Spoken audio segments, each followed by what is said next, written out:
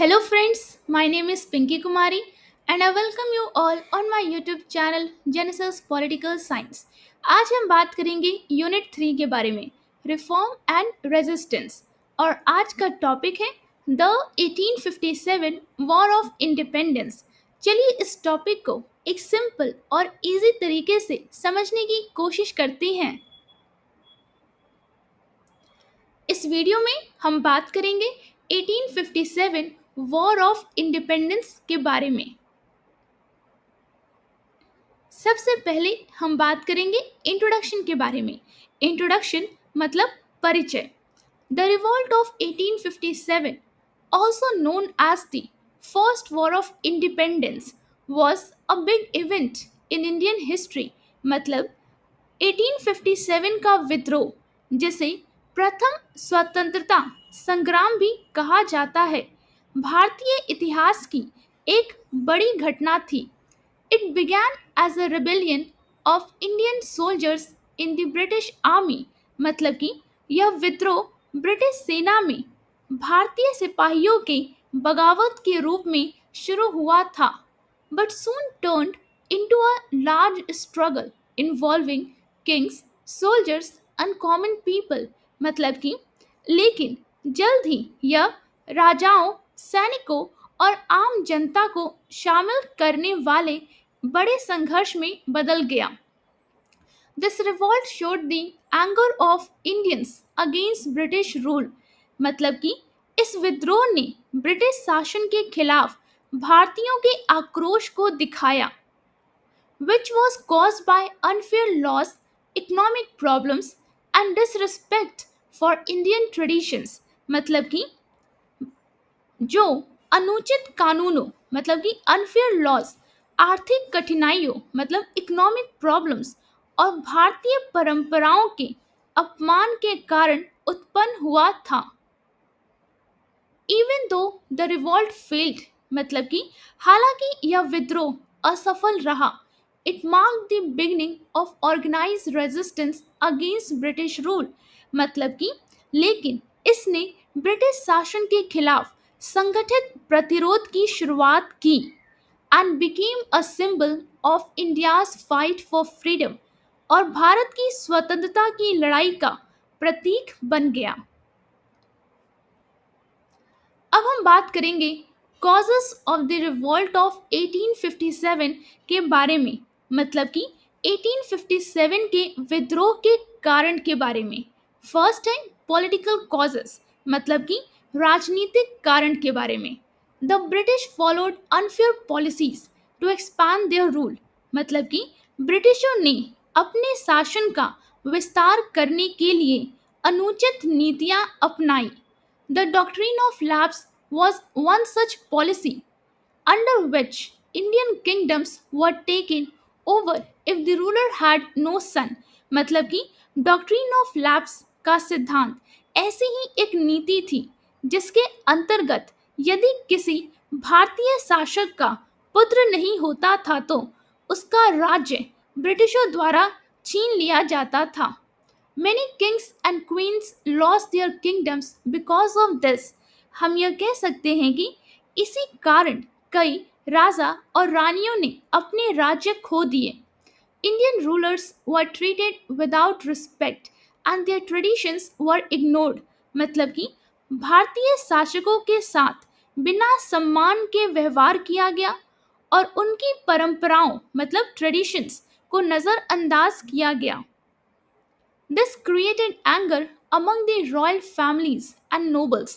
मतलब कि इससे राजघरानों और अमीर उमराओं में आक्रोश फैल गया। अब हम बात करेंगे second, that is economic causes के बारे में। मतलब कि आर्थिक कारण के बारे में। British rule destroyed India's economy.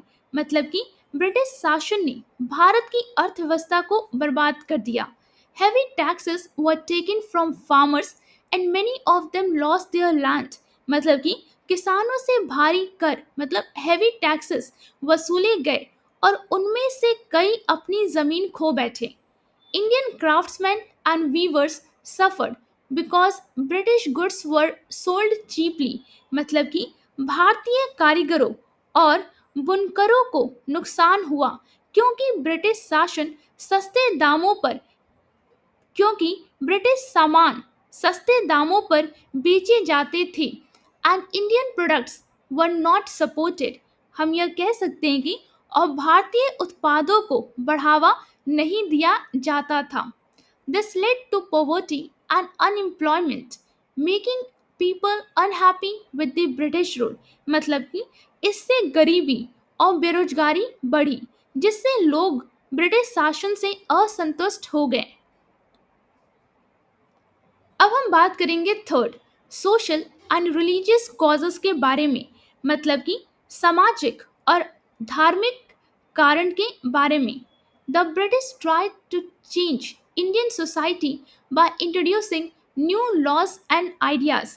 मतलब कि ब्रिटिशों ने नए कानून और विचारों को लागू करके भारतीय समाजों को बदलने की कोशिश की, विच हर्ट इंडियन ट्रेडिशन, जिससे भारतीय परंपराओं को चोट पहुंची। They stopped some old customs and promoted western education. हम यह कह सकते हैं कि उन्होंने कुछ पुराने रीति रिवाजों को बंद कर दिया और पाश्चात्य शिक्षा को बढ़ावा दिया। There were rumors that the British wanted to convert Indians to Christianity।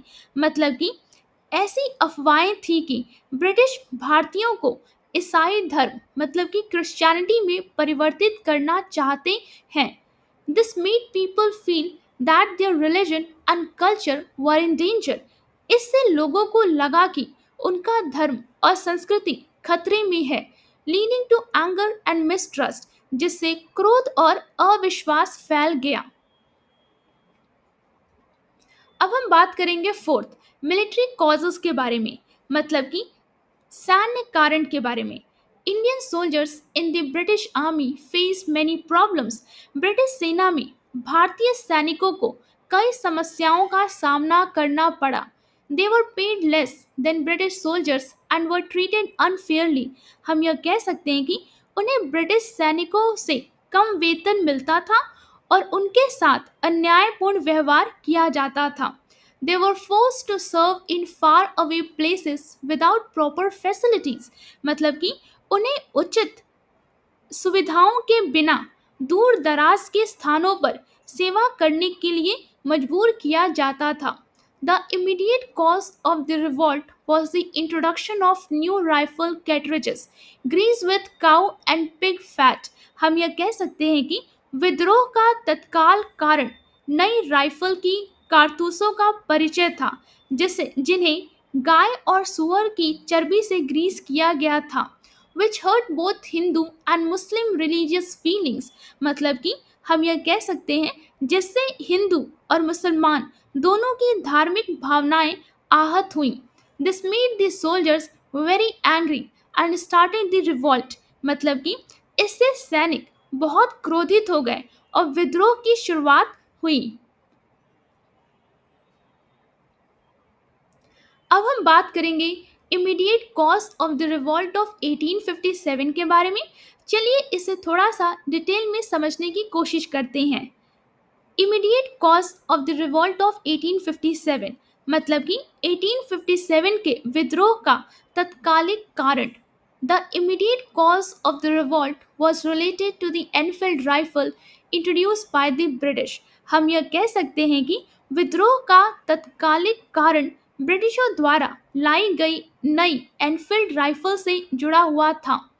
The cartridges of this rifle were said to be greased with the fat of cows and pigs। मतलब कि हम यह कह सकते हैं कि कहा जाता था कि इस राइफल की कारतूसों पर गाय और सुअर की चर्बी लगी हुई थी। To use this rifle, soldiers had to bite the cartridge with their teeth। मतलब कि राइफल का प्रयोग करने के लिए सैनिकों को कारतूस को दांतों से काटना पड़ता था। This hurt the religious feelings of both Hindus who considered the cow sacred and Muslims who regard the pig as unclean। मतलब कि इससे हिंदुओं की धार्मिक भावनाएं आहत हुई क्योंकि वे गाय को पवित्र मानते थे और मुसलमानों को भी क्योंकि वे सुअर को अपवित्र मानते थे। When the soldiers refused to use these cartridges, they were punished by the British. मतलब कि जब सैनिकों ने इन कारतूसों का उपयोग करने से इनकार किया तो ब्रिटिशों ने उन्हें दंडित किया. This angered the soldiers and the revolt began at Meerut on 10 May 1857. हम यह कह सकते हैं कि इससे सैनिक क्रोधित हो गए और 10 मई 1857 को मेरठ में विद्रोह आरंभ हुआ. अब हम बात करेंगे leaders and centres of the revolt of 1857 के बारे में. मतलब कि 1857 के विद्रोह के नेता और केंद्र के बारे में बात करेंगे. The revolt of 1857 was spread to many parts of north and central India.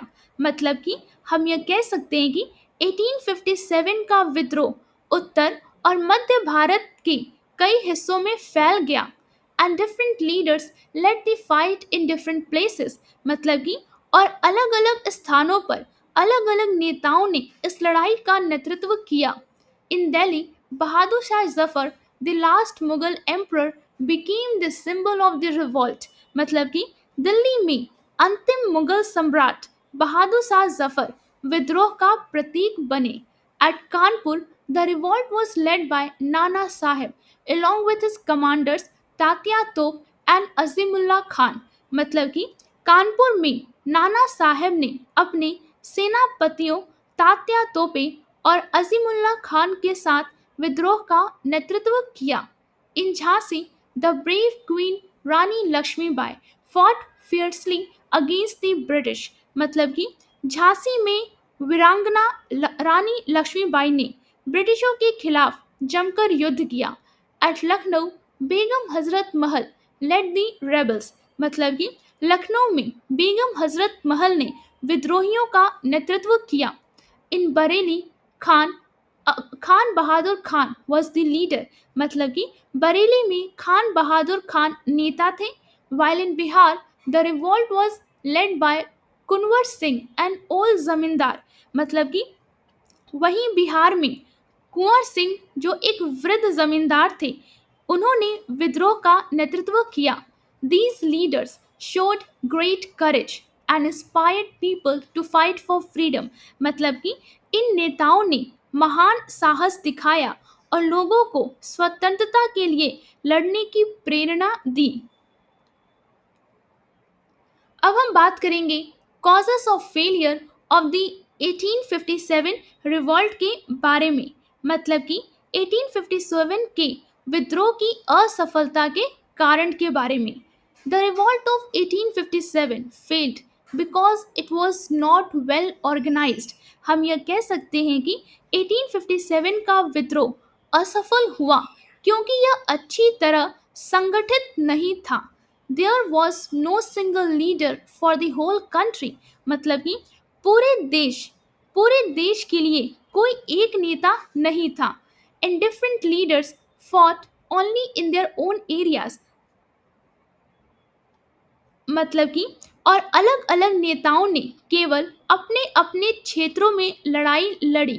Many parts of India, especially the south and east, did not join the revolt. मतलब कि भारत के कई हिस्सों ने विशेषकर दक्षिण और पूर्वी क्षेत्रों ने विद्रोह में भाग नहीं लिया.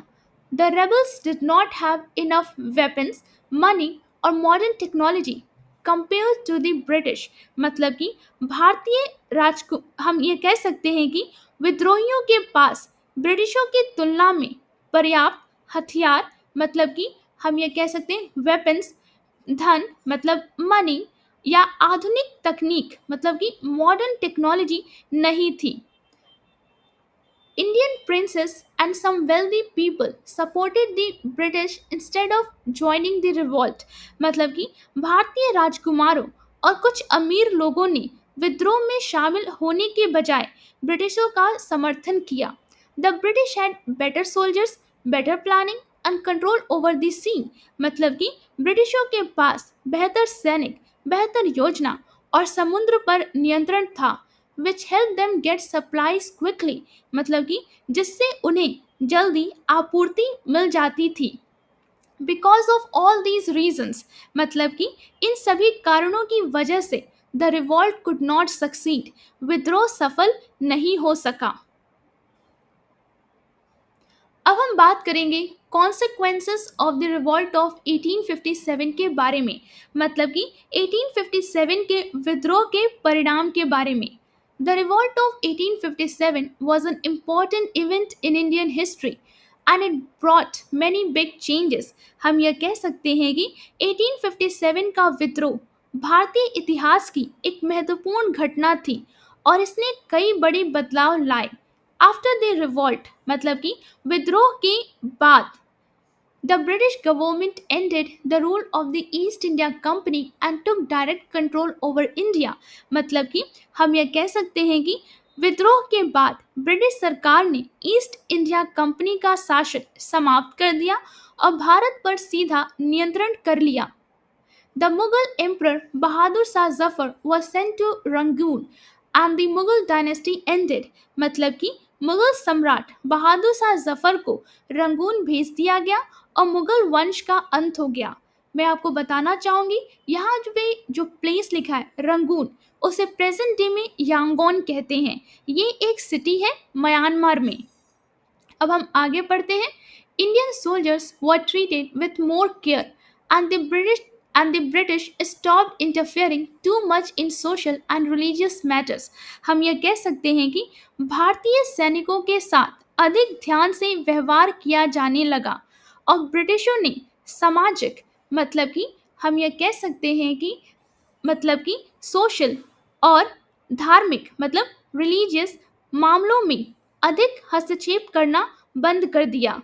However, the revolt also brought stricter British rule। मतलब कि लेकिन इस विद्रोह के बाद ब्रिटिश शासन और कठोर हो गया था।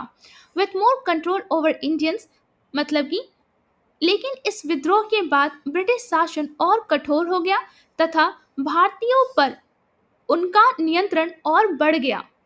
It created fear among people. इससे लोगों में भय पैदा हुआ।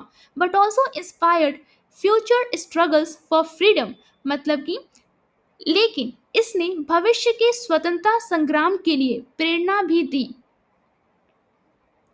अब हम बात करेंगे कंक्लूजन के बारे में, मतलब कि निष्कर्ष के बारे में। The revolt of 1857 was the first big effort by Indians to end British rule। हम यह कह सकते हैं कि 1857 का विद्रोह ब्रिटिश शासन को समाप्त करने का भारतीयों का पहला बड़ा प्रयास था। It happened because of political, economic, social and military problems। मतलब कि यह विद्रोह राजनीतिक, धार्मिक, सामाजिक और सैन्य समस्याओं के कारण हुआ था। And the immediate cause was the cartridge issue। और इसका तात्कालिक कारण कारतूस की समस्या थी। Brave leaders and common people fought together in many places।